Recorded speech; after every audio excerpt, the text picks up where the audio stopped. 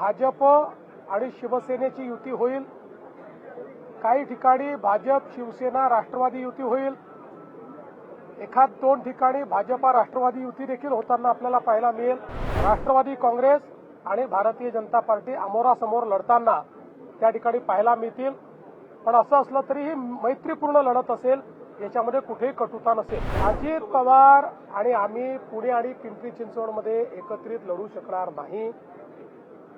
आम्हाला दोघांनाही एवढं राजकारण समजतं की आम्ही एकत्रित लढलो तर तिसऱ्याचा फायदा होईल। 15 जानेवारीला राज्यातल्या सगळ्या महानगरपालिकांच्या निवडणुका होणार आहेत।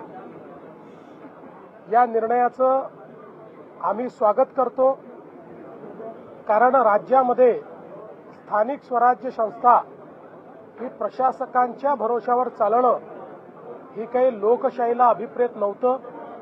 तथापि माननीय न्यायालयाच्या निर्णयांमुळे एक दीर्घ काळ या संस्था निर्वाचित प्रतिनिधींच्या विना होत्या। आता पुन्हा या निवडणुका होत आहेत आणि आम्हाला विश्वास आहे की या निवडणुकांमध्ये आमच्या शासनाने केलेलं काम बघता पुन्हा कौल हा आमच्या बाजूने येईल। जनता आम्हाला शहर विकासाची पुन्हा संधी देईल हा मला विश्वास आहे।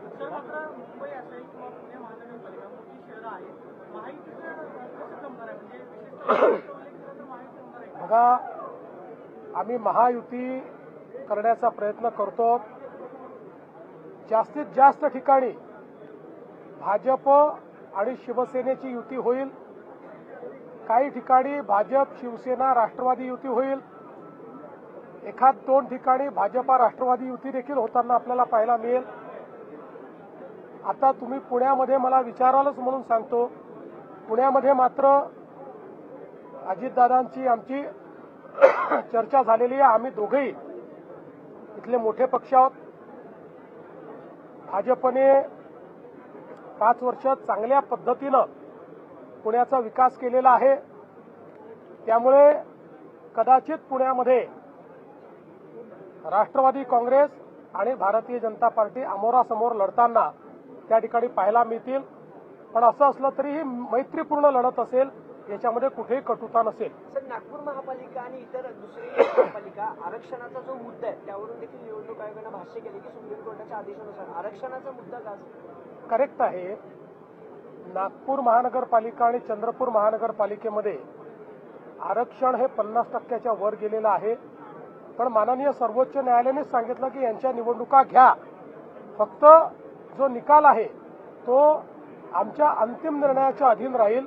आम्ही अंतिम निर्णयात जो काही निर्णय घेऊ तो या 2 महानगरपालिकांना लागू असेल। शिवसेना शक्यतोवर सगळीकडे आमच्या सोबत असेल।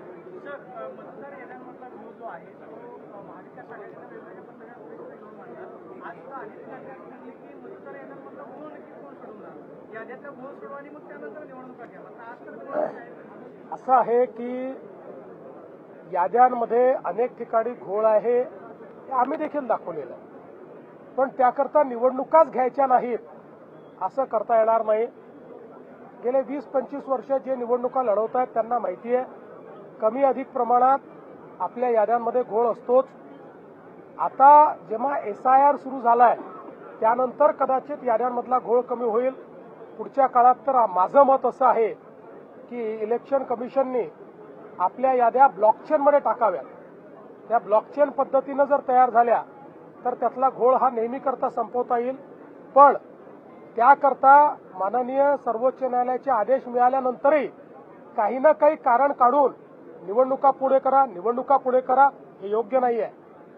या ठिकाणी स्थानिक स्वराज्य संस्थेमध्ये निवडून आलेले प्रतिनिधी असले पाहिजेत, त्यांच्यासाठी स्थानिक स्वराज्य संस्था असली पाहिजे आणि म्हणून आमची मागणी आहे की या निवडणुका वेळेवरच व्हाव्या। महापालिकेत ठाकरे देखील एकत्र येण्याची शक्यता आहे। दोन्ही ठाकरे एकत्र आले तर भाजपला धोका असेल इच्छुक आहेत असं म्हटलं जातं। 20 ते 25 नगरसेवक तुमच्याकडे येण्यासाठी इच्छुक आहेत, तर तुम्ही काही इंटरव्ह्यू करणार आहात का? असं आहे की महाराष्ट्रामध्ये आमच्या पक्षात येण्याची लोकांमध्ये ओढ आहेच। आता कोणाला घ्यायचं आणि कोणाला घ्यायचं नाही हे आमच्या पक्षाचे अध्यक्ष आणि त्या ठिकाणचे आमचे प्रमुख नेते हे मिळून याचा निर्णय घेतील।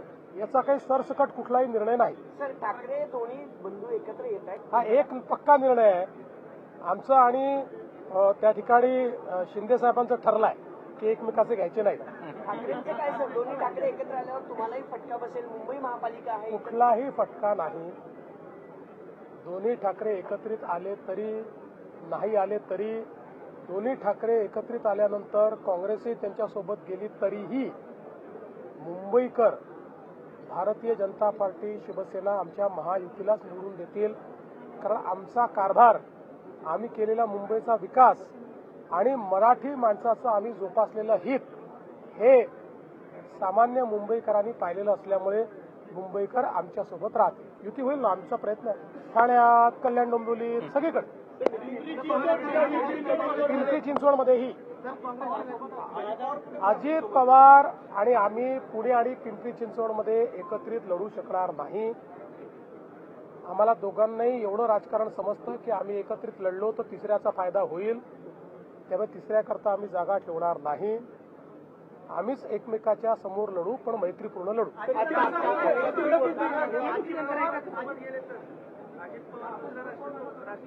पवार साहेबांसोबत जर गेले तर अरे बाबा, तुम्ही अजितदादांना विचारा, हा प्रश्न मला का विचारता?